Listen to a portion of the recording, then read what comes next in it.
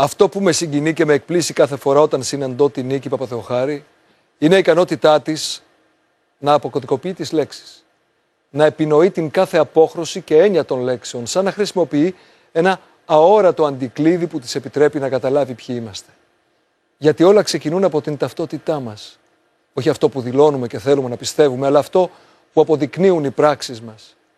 Η Νίκη Παπαθεοχάρη σέβεται τον χρόνο που περνά, γιατί σέβεται στην ουσία ό,τι του αντιστέκεται εδώ και αιώνες. Οι λέξεις, όπως και οι πέτρες που σμιλεύει χρόνια τώρα η ίδια, αναζητώντας το αρχέτυπο.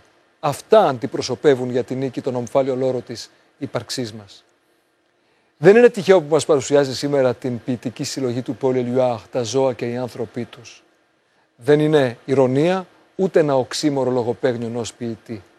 Πρόκειται για αστήρευτη πηγή έμπνευσης και πνευματικής διασύνδεσης, όπως γράφει η ίδια η Νίκη. Ένας καθρέφτης όπου ο δανταϊσμός του Paul Éluard δεν εκφράζει τίποτα περισσότερο από αυτό που είμαστε τελικά. Ευσυνείδητα ζώα που έχασαν ίσως τη συνείδησή τους. Οι λέξεις είναι όπως τα συναισθήματα και στην ποίηση του Éluard γίνονται ένα με το συναίσθημα. Γιατί άλλη μια φορά η Νίκη Παπαθεοχάρη χτίζει γέφυρες. Γέφυρες μεταξύ του ορατού και του αοράτου. Μεταξύ της γαλλικής και της ελληνικής γλώσσας. Μεταξύ του πεζού και του ποιητικού λόγου που έχουμε τόσο ανάγκη σήμερα. Μεταξύ του υπέρ και του ρεαλισμού. Συγχαρητήρια Νίκη.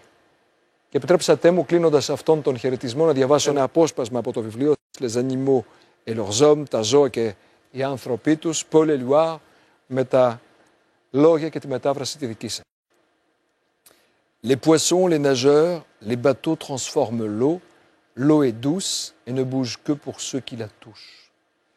Τα ψάρια, οι κολυμβητές, τα καράβια μεταμορφώνουν το νερό.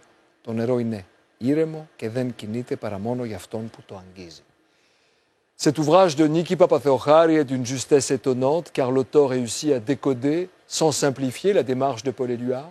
Alors qui sont les animaux en l'occurrence et qui sont les hommes? Qui appartient à qui? Vaste débat car au fond, seul le regard compte et peut-être encore plus qu'hier, aujourd'hui, le regard du poète. Niki Papatheochari ne se limite pas à l'esthétisme des mots, mais à leur sens profond, leur nature intrinsèque. Les mots comme les pierres de cet édifice qui résistent au temps et qui résistent à nos certitudes. Félicitations Niki, je suis fier de te connaître et fier de te lire.